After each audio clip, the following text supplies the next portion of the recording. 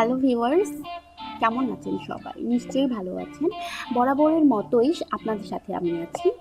আজকে কিভাবে গুগল ড্রাইভে আম সমস্ত ইনফরমেশন রাখা যায়, ব্যাকআপ রাখা যায় সেটাই আমি আপনাদের দেখাবো। ইনফরমেশনগুলো যদি ড্রাইভে না রাখা হয়, অনেক সময় ইনফরমেশন ভুলে যাওয়ার পসিবিলিটি থাকে। সো আমি মনে করি এই টিউটোরিয়ালটা আপনাদের অনেক হেল্পফুল হবে। আমার এই ভিডিওটা যদি অবশ্যই আপনাদের ভালো লেগে থাকে তাহলে আমার চ্যানেলটাকে অবশ্যই সাবস্ক্রাইব করবেন। চলুন দেখা যাক কিভাবে গুগল ড্রাইভে ইনফরমেশন স্টোর করে রাখা যায়। ওকে, আপনাদের বলে রাখি গুগল ড্রাইভে ইনফরমেশন রাখার জন্য অবশ্যই নেট কানেকশন লাগবে। ওকে, আমি মোজিলা ফায়ারফক্স ব্রাউজারটা ওপেন করতেছি। ব্রাউজারে ওপেন করলে এখানে একটা নিউ ট্যাবে ক্লিক করবেন mail.google.com। তো আচ্ছা, আরেকটা কথা বলে রাখি, আপনাদের অবশ্যই একটা জিমেইল অ্যাকাউন্ট থাকা লাগবে।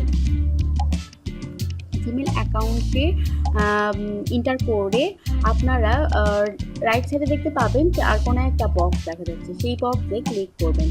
ক্লিক করলে এখানে অনেকগুলো অপশন দেখতে পাচ্ছেন, my account, search, maps, play, Gmail, drive. Okay, ড্রাইভে আমরা এখন ক্লিক করব।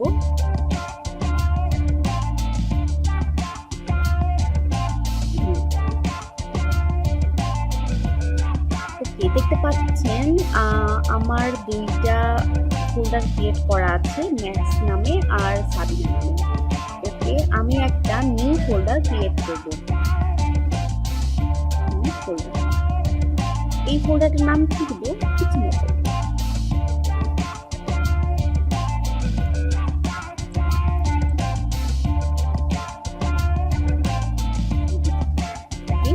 ক্রিয়েট করলাম।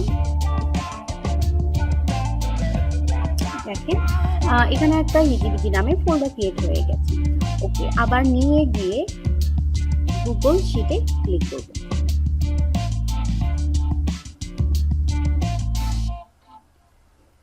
গুগল শিটে ক্লিক করার পরে দেখতে পাচ্ছেন এরকম একটা এরকম একটা টেবিল চলে আসছে। এখানে আপনারা নেম দিতে পারবেন, ইমেল অ্যাড্রেস, পাসওয়ার্ড, আপনারা আপনাদের পছন্দ মতো আপনারা যেগুলো ভুলে দেন সেগুলো এখানে স্টোর করেন। ওকে, আমি এখানে একটা দিচ্ছি।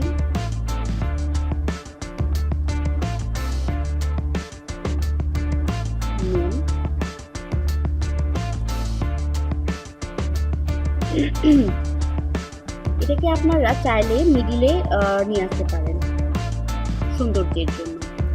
আর এই বক্সটা যদি আপনাদের কাজের সময় দেখা যাচ্ছে যে লেখাটা অনেক বড় হয়ে গেছে, তো আপনারা এই রাইট সাইডে এভাবে ধরে বড় করবেন। দেখতে পাচ্ছেন বড় হয়ে গেছে। ওকে, নেমটা চলে গেছে, সমস্যা নেই।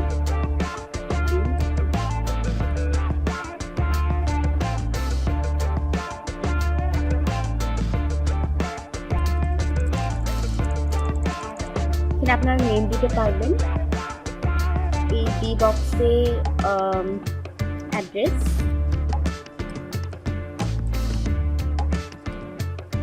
ওকে, দেন সি বক্সে ফোন নাম্বার,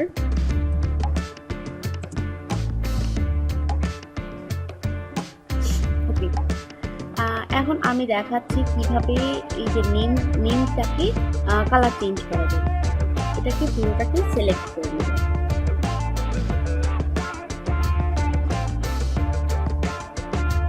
সিলেক্ট করে এখানে এ দেখতে পাচ্ছেন টেক্সট কালার, সেখানে ক্লিক করবেন। এখানে আপনারা পছন্দ মতো চেঞ্জ করে দেবেন।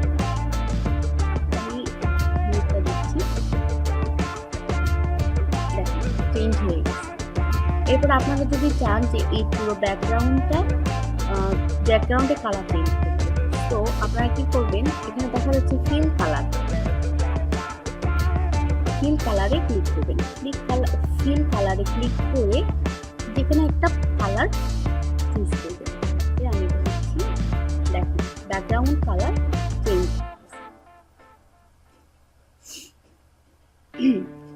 আবার আপনারা চাচ্ছেন লেখাটাকে বোল্ড বোল্ড করতে অথবা ইটালিক অক্ষরে লিখতে। সো কি করবেন, লেখাটাকে আগে সিলেক্ট করে নেবেন।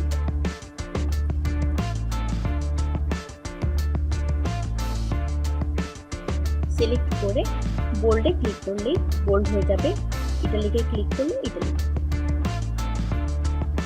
ওকে, ধন্যবাদ সবাইকে এতক্ষণ সাথে থাকার জন্য।